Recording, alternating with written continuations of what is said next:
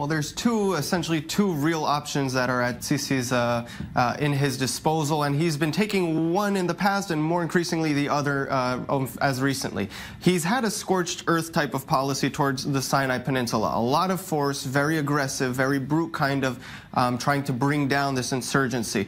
But what we're seeing now is something more of a surge type of element, a cooperation on part of the regime, trying to harness the local Bedouin tribes to their own benefit to try to combat this Islamic State affiliated group. And so we've seen that with two tribes, the Tarabin and the Sawarq, I believe their name is, where we've already seen that those tribes used to give support to the Islamic State affiliate.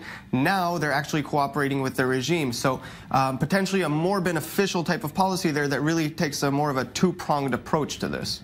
All right, Michael, so we know clearly, we were covering this at length. Many analysts are saying the North Sinai region has been a Wild West kind of, not very populous, difficult access, from Cairo, certainly. How must that change? How can and how will it change, perhaps, in light of this horrific attack?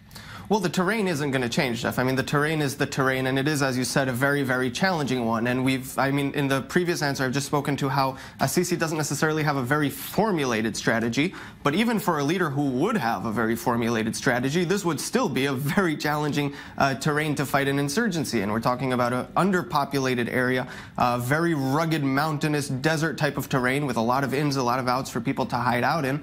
So even with a very well-formulated strategy, good intelligence, and a solid fighting force, none of which Sisi has, this would still be a very challenging task.